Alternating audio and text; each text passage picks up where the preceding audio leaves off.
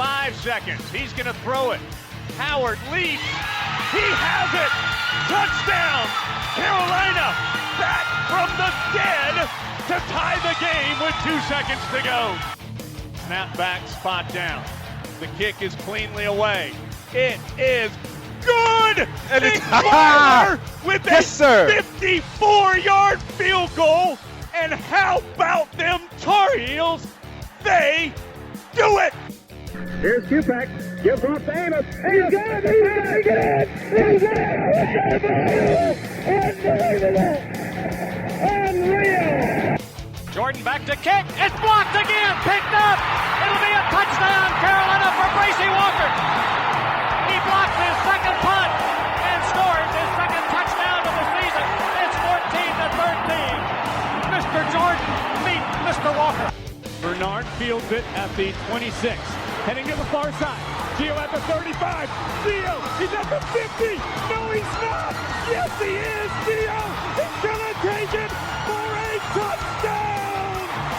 Are you kidding me? This is the Heel Tough Blog Podcast on Spreaker.com. Hey guys, and welcome into this edition of the Heel Tough Blog Podcast. It's Anthony Pagnotta with you guys, as always, and as we do every week, it's time to preview the upcoming game for the North Carolina Tar Heels, and to do that, Josh Marlowe is here with me once again. And now, we've turned away from the Miami game, and now the focus is Wake Forest, and this is setting up to be a fantastic matchup between two in-state rivals. They are rivals. If you go back and look at the history, there is some history there. They played every year up until 1994, and then that was cut out due to some ACC scheduling issues, and of course now it's become even more rare with the fact of the having the ACC Atlantic and ACC Coastal. So I think this is one that, for Wake Forest fans, they're excited, but I think there's also a little bit of excitement for Carolina fans with where Wake Forest is at right now as well. Yeah, I mean, it also doesn't hurt that both teams enter the game undefeated. Both teams are 2-0. Carolina's won a little bit more dramatically both weeks, more so than Wake Forest. Wake Forest, remember, week 1 had to come from behind against Utah State, so that helps draw interest. This is a rivalry of some sorts, not really in your and I's lifetime, but for older Tar Heel fans, this is a rivalry. Right. It's very big for recruiting, although because it's a Friday night game, there won't be any recruits at the game. That's a dud for Wake Forest, not so much for Carolina. But for for bragging rights or whatever, this plays into that. Mac Brown has spoken a lot since he came back about, same thing we heard a lot of Larry Fedora from beating your in-state opponents matters. Mm-hmm. This is his first chance to do that since he came back to run Carolina football. So you got that aspect. I think, entering the season, when we looked at this game, it was still a highly important game. But now there's some national interest in the game with what Carolina's done through 2 weeks. Mm-hmm. Wake Forest may be that team on that side of the division that might be best primed to give Clemson a game if that means anything. Friday night. 6 o'clock kick, kind of a weird time, right? But it figures to be a fun game at BB&T Field. Well, let's clarify why it is a 6 o'clock game. It's because it's going to be a doubleheader on ESPN. Washington State and Houston's going to follow. They moved the game from Thursday night into that 6 p.m. time slot on Friday night. Apparently, the rumors are that the reason they moved it was because the Panthers are playing on Thursday night. The NFL decided that they put the game there even after they had originally scheduled that for that Thursday. So unfortunately, they had to move it out because, let's be real honest, you're not going head-to-head with the NFL. I don't know how true that actually is. I mean, it makes a little bit of sense, but so they're gonna, they'll move to Friday. One thing that's really interesting, you mentioned the Utah State game for Wake Forest. I think a lot of people probably look at that and say, okay, well, you struggled against Utah State. How good actually are you? Okay, Utah State, for many Tar Heel fans, that are really just Tar Heel focused, maybe know a little bit more about some of the major teams in college football. If you don't know about Utah State, they've got one of the best quarterbacks that'll be in the 2020 draft in Jordan Love. So there's talent there. And of course they, came back to win with a late touchdown. Kendall Hinton, the guy who caught the touchdown, the former quarterback, as many of you guys may remember, he's not going to play. He's actually out injured. That's their third leading receiver. So that's one of the storylines that came out today. But for Carolina, of course, there are some injuries that they're going to have to work through. Patrice Rene out for the season, as we learned yesterday. Torn ACL in his right knee. Nick Polino out indefinitely with what they're just calling a lower body injury. And we don't really know what's happening with Antone Green, although he was listed on this week's depth chart.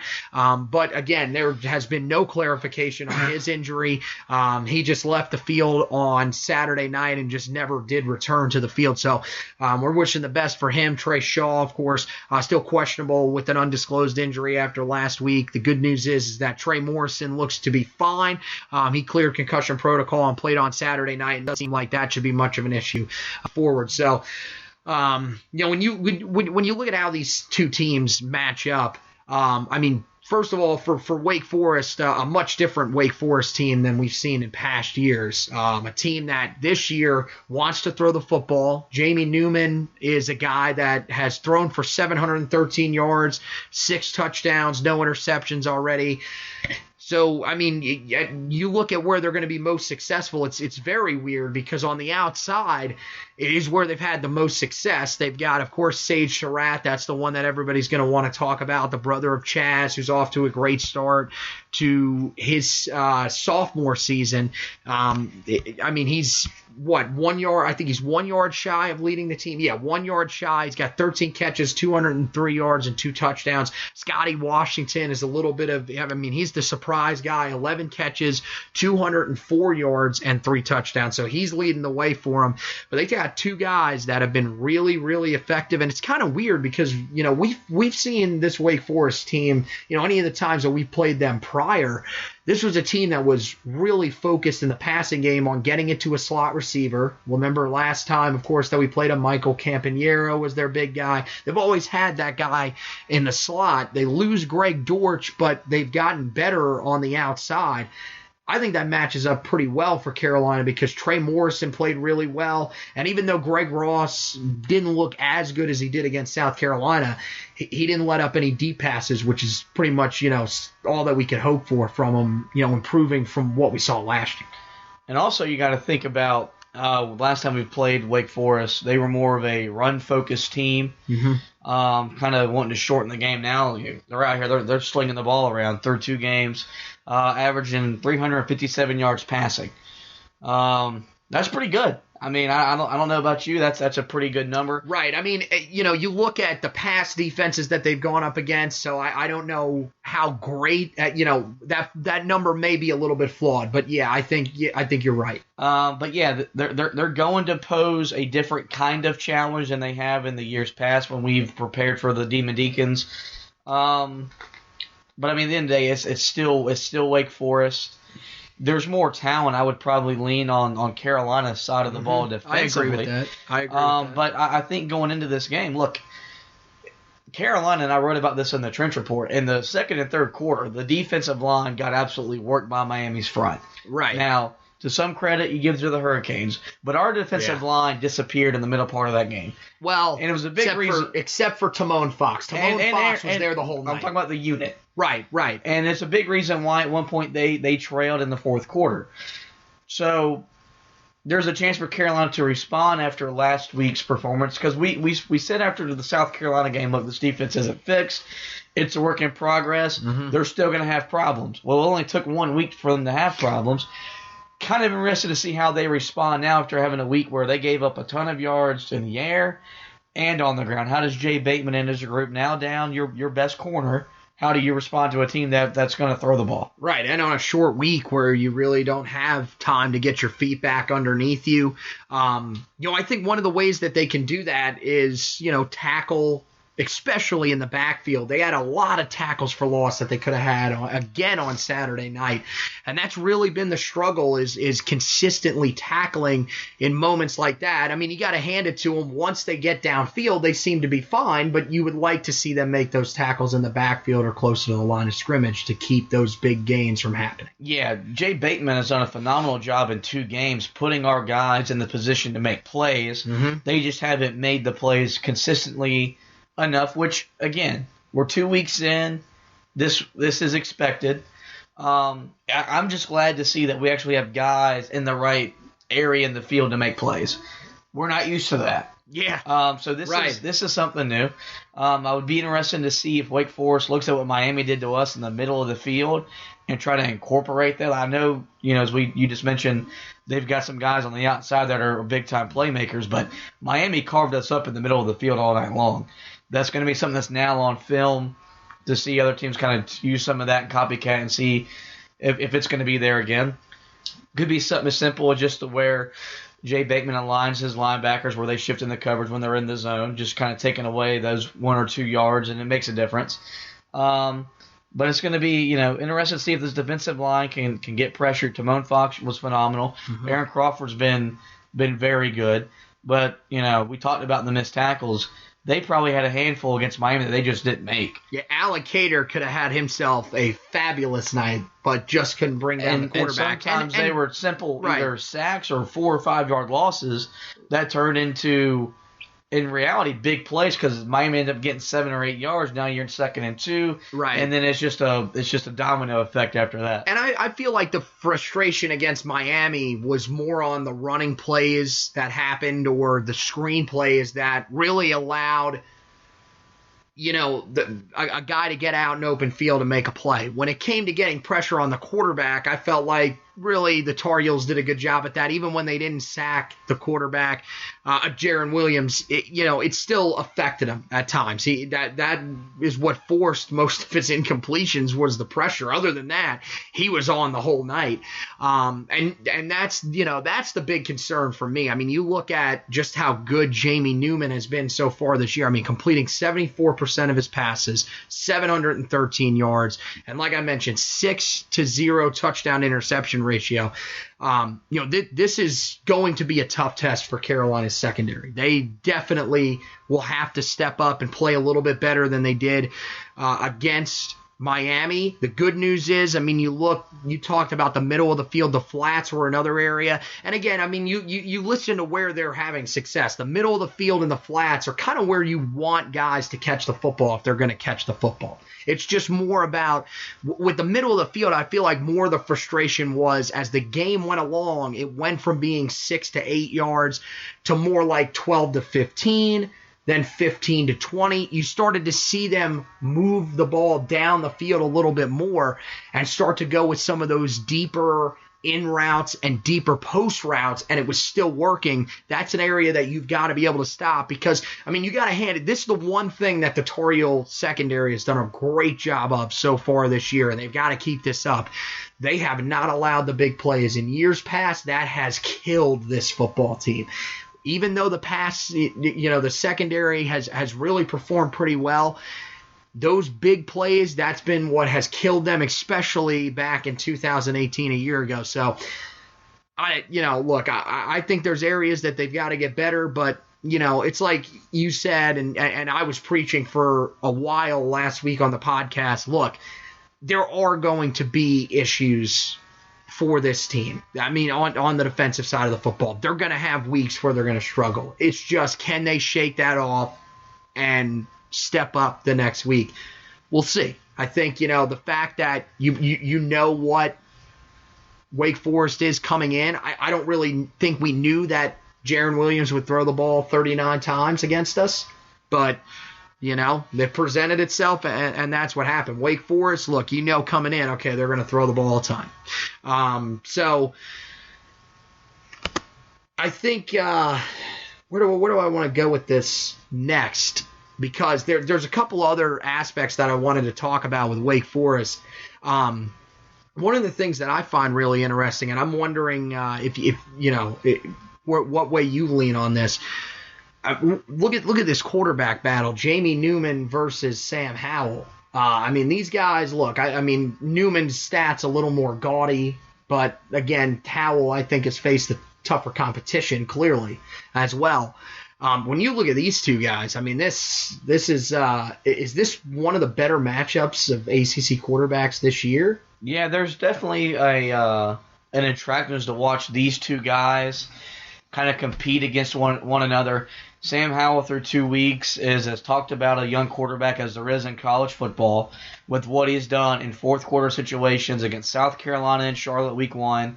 And what he did last week against Miami in the fourth quarter. That 4th and 17 play is now effectively a part of Tar Heel lore with the play he made that kept the game-winning drive alive.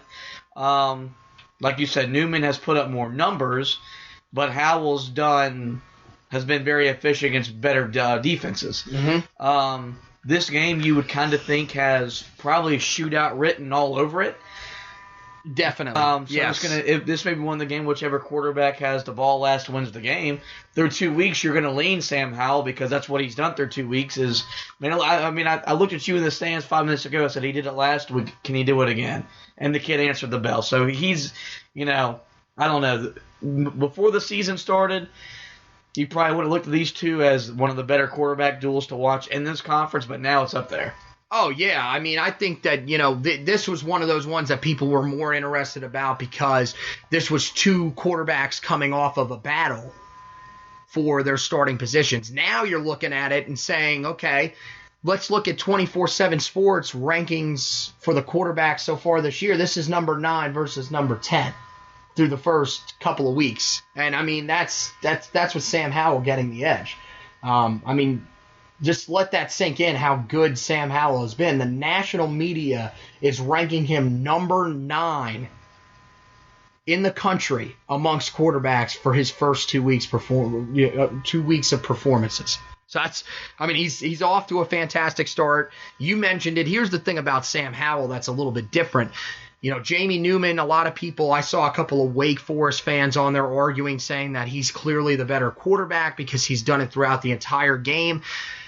I mean, look, I think, Carolina's definitely trying to show that they are going to be more balanced this year than they've been in the past. I mean, the run game has worked pretty well, mostly with Javonte Williams in the backfield. They're not going to go away from that, nor should they. But you look at what Sam Howell has done in the fourth quarter. 8 of 8, 139 yards, 3 touchdowns, and no interceptions when trailing in the fourth quarter. Is that good? That amounts to a 99.1 QBR. Is that good? I wrote in the stock report. That's pretty damn good. There you go. I mean, that's pretty much all you can say. And then, I want to just add this in, by the way. He's a true freshman, too. So, that's the thing. Not only is he doing all of these great things, we saw Mitch Trubisky do some similar stuff. Not quite at that level. This is crazy. But we saw him do some similar things during the 2016 season. Remember that Mitch was a junior. This young man is a true freshman. Who's had the job his own for roughly 3 weeks. Pretty much. As long as he's been known that he's the guy. Yes, when he faces Wake Forest, it will still not even be a month since he found out I am the starting quarterback. And one thing we got to mention is we're not probably going to see Jay Schroeder barring something happen to Sam that, or garbage time and a blowout. Yeah. We'll probably see him. And remember, we entered South Carolina expecting to see both. Mac Brown said the week of the game. I remember when I was out, it was on Monday night from Mac Brown Live. I was out listening to it while I was scouting the 2020 safety Cameron Roseman Sinclair. And I remember standing at the concession line, and he says, we're going to go with 2 quarterbacks. And I'm like, are you serious? I'm like, oh, no. Not in my mind, I was thinking not again. But at the same time, we saw the track record with Mac Brown and 2 quarterbacks, much better than Larry Fedora and 2 quarterbacks. And we even thought that the day of the game. Remember, we were discussing in the pregame show, okay, if they go with the 2 quarterbacks, we feel like if Sam gets hot, they're going to stick with him. Well, that's pretty much what they did. He got hot, and they told Jace, all right, man, you're not getting in here. And I think Jace knew that. Now, you got to hand it to Jace Ruder. Everything that we've heard about Jace Ruder is that he has embraced it fully. He has become a leader on the sideline, even though he isn't out there starting. So, yeah, I mean, you really got to hand that to Jace Ruder, who has taken this and just run with it. And, I mean, this team, it's kind of shocking. I mean, let's kind of parlay it into this. Can the magic continue for a 3rd straight week? Because, I mean, this is an immaculate start. Nobody, and I mean nobody, saw this coming. Nobody thought this team would be 2-0 after the first 2 games of the season. And if you did, more than likely you're lying. You probably thought that they would lose one of those 2 games. Now you got to go on the road to an opponent in Wake Forest who is, continuing to show the signs of progression that many thought. It's in their place. It's on a Friday night, and they're a team that, yes, has played both of their games so far this year during the week. They played their first game against Utah State was a Friday night, and then last week a Friday? Yeah, so the first 2 weeks they played on Friday night. This will be the 3rd straight week that they're playing on Friday night. So they're used to playing on Friday nights. That awkward time slot, that's not going to affect them at all. Is there a chance the magic continues for Carolina? I think there is. I listened to Mac Brown on Packer and Durham this morning on the ACC Network, because they pretty much asked him the same thing. Look, you're 2-0. Nobody saw this coming. How do you keep these guys focused? And, you and I, we talked in pre-production. Carolina's an underdog again. So that's always good for a team, for a coach to be on his team. Like, hey, look, he even said they still don't believe you're any good because, they're putting you as underdogs. And they've still got so much to prove that, like, look, 2 wins is great, but we're not here for 2 wins. I agree. These kids want more. This is another step to where we want to get to as a program. These are games that you got to win eventually. Mm-hmm. So Friday will be a good chance to learn how to win these games, how to handle a short week with an awkward time slot in an environment it's going to be hard for you to get up, because Wake Forest there aren't many places you say there's no environment in college football. There's no environment when you go to Wake Forest, especially on a Friday night in that area in Winston-Salem, which is it's in the Triangle area, but more so in the Triad area where they really love high school football. So, I mean, if it's I'm going to go to this game or I'm going to go watch my local school or my child play, I mean, people are going to decide, okay, we're going to go to the high school game. So who knows what that environment's going to be like? I think you're right. It's one of those, and that is one of those weird places where, I mean, it's not overly difficult to play, but it's kind of like a trap destination where, like, when you go there, they're always going to play you tough. It's never going to be an easy game there. So, no, I'm with you. I'm kind of expecting something similar. Let's go ahead and make our predictions. I'll start. I mean, look, we've talked about Wake Forest a lot here, and basically what we're trying to get you to realize is that this is a really good football team as well. These are 2 really good football teams that are going head to head. This is one that, was going to be on national television, but let's be real honest. Nobody on the national landscape was going to pay attention to this coming in. Now they almost kind of have no choice because, I mean, look, the wins for Wake Forest aren't overly impressive. They probably should have won both of those games, but you did beat a pretty good Utah State team. and you beat a Rice team that looks like it's more improved than a lot of people thought they were going to be this year. I mean, they're projected by many to be the worst team in college football. They come out week 1 and almost beat Army, who then almost beat Michigan. So, I mean, you take that for what it's worth. I don't know how much that really means to you guys. But for Carolina, look, they faced 2 opponents that nobody thought they were going to beat, and they found a way to come back in the fourth quarter both times and beat them with a true freshman quarterback. So now this is must-watch television. I think that, Carolina, there's some things that Wake Forest does really well early in the season. I mean, they stop the run really well. They're averaging just letting up 123.5 yards per game, but they haven't faced a run game like Carolina's yet. I think Carolina can run the football well against them. I think Javonte Williams has another pretty big night. I think Michael Carter is there as well. And I think, you look at Wake Forest stats in the pass defense. Look, they've allowed 335 yards passing. That really sets up well for Sam Howell, especially in the fourth quarter. So I think when it comes to clutch time, Sam Howell might have to make a play again late. If there's any quarterback that I'm trusting that's a true freshman right now in the country, it's Sam Howell to make that play. I think it'll be another close one. I'm going to go Carolina over Wake Forest. Give me 27-23 Carolina over Wake Forest. Yeah, this game, like you said, it's quietly slipped under the radar in a week that's really down for college football as a whole. One of the worst ones I've seen in a long time. Ranked versus ranked matchup all weekend right. for the sport. Figures to be good. 2 teams that are in the same state, so they know each other's programs really well. You got a sound football team in Wake Forest. You know what you're getting. And with Carolina, although we don't really know who we are yet, we're still learning that.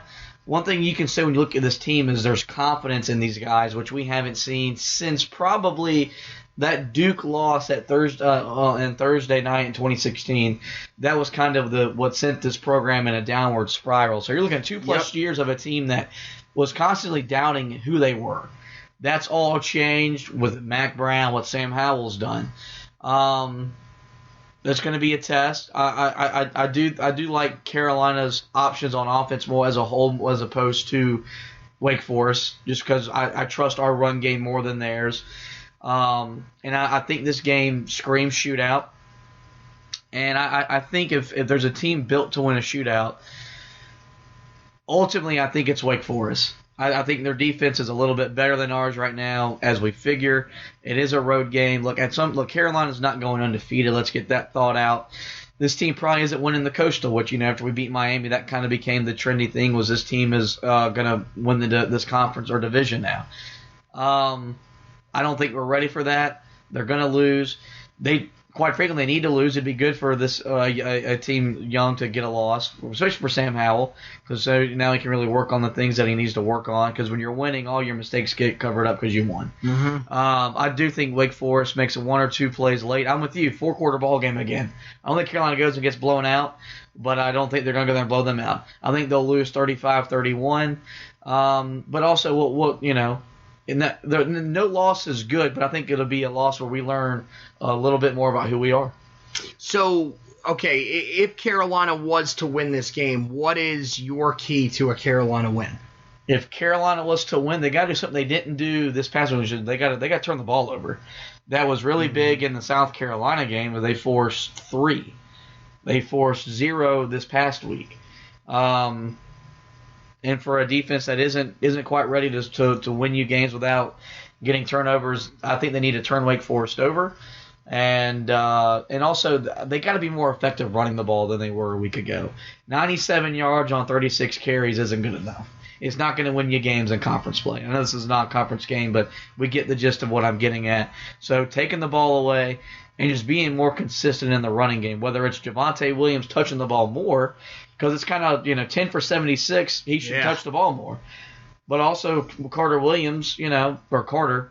Not Michael Carter Williams is on. Yeah, now they're running together, blending together. 11 for 30, but he kind of looked like last year where he was indecisive. Where against South Carolina, he was well, this is what I'm doing, and it worked for big runs. Right. So that's where I think Carolina's got to be better, or just progressing, because they took a step back with last week. Interested to see how we respond with Brian Anderson getting a full weeks of rep as a starter.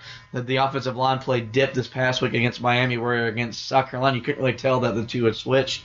But a full week being prepared as a starter, figures to have a little bit more settled in. So if they're going to win, probably need to get a turnover or two, run the ball a little bit better, and probably not have Sam Howell trying to win the game for a third straight week in the fourth quarter. Yeah, that's a lot to ask of a true freshman. And, you said about creating turnovers. That's definitely something that you love to see, but it really hasn't been that easy for Carolina really since that 2015 season, but particularly over the last couple of years. I think in this game, one of the keys, again, we saw it. One of the things that won that game against Miami was just how disciplined the Tar Heels were. One penalty for 5 yards. I don't think that's going to be I don't think we're going to see that in a game again this year. That's crazy to be able to have just one penalty against you. But they have to keep that number low. I'd like to see somewhere around 3 to 4 at the max.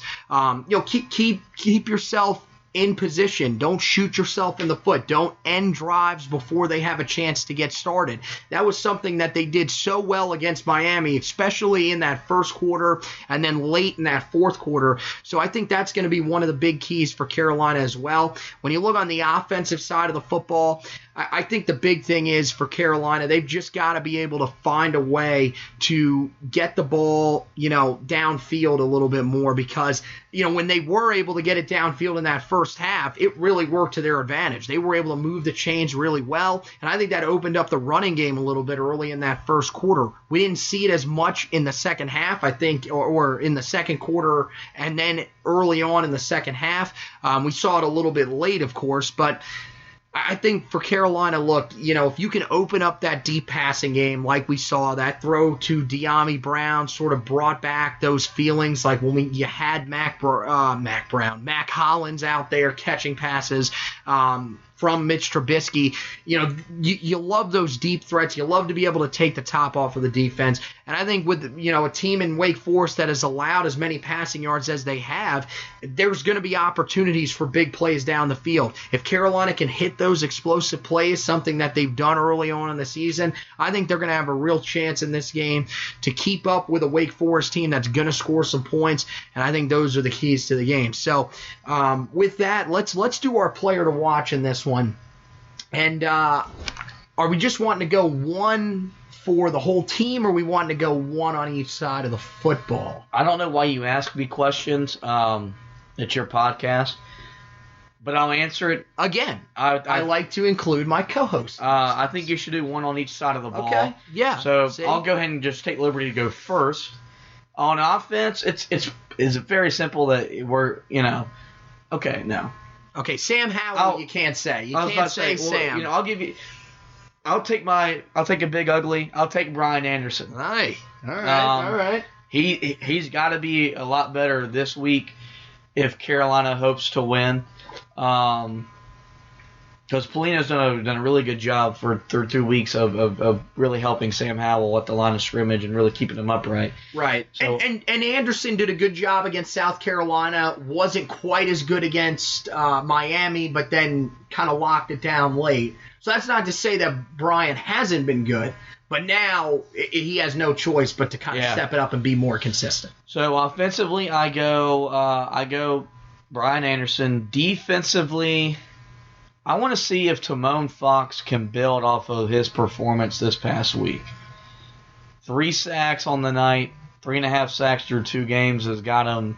I think he's like top 5 in the country in sacks. I know 3.5 because he did have a half a sack in the first game too. So So really, this is a guy that we've raved about since he joined the program. That he can be a really impact player. Didn't see that under Papuchis for 2 years. But Jay Bateman seems to like him. He's a shifty little dude that can make a lot of things happen in the backfield. So I'd like to see if he can build off what he did this past week.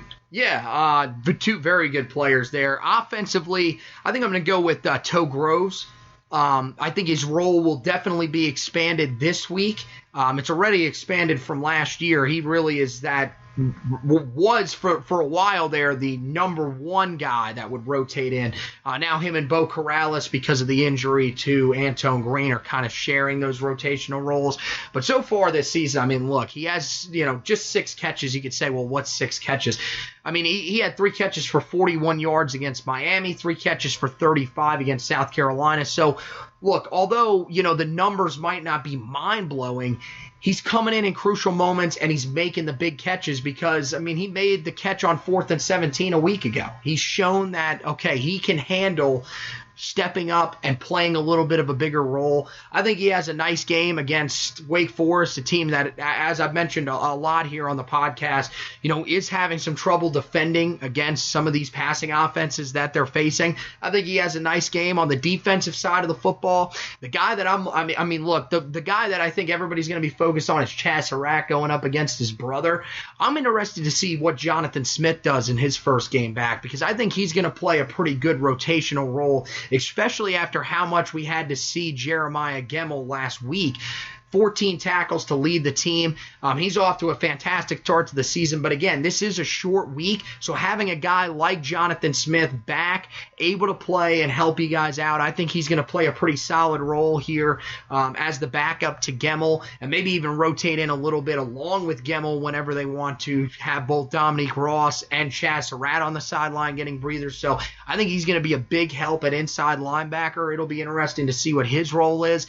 And then, another area, we didn't talk about it, but the secondary is going to be very interesting to keep an eye on, really the cornerback spots, because now with Patrice Rene out for the season, you're pretty much turning to true freshmen. It's going to be Storm Duck, Cameron Kelly. We heard Obi Egbuna's name mentioned a little bit. He's a guy that really turned the football over a ton at the high school level at Charlotte Christian. That's one of the main reasons that he was brought in. That was a guy that Dre Bly absolutely loved and pounded the table for to offer him and allow him to be a part of this class.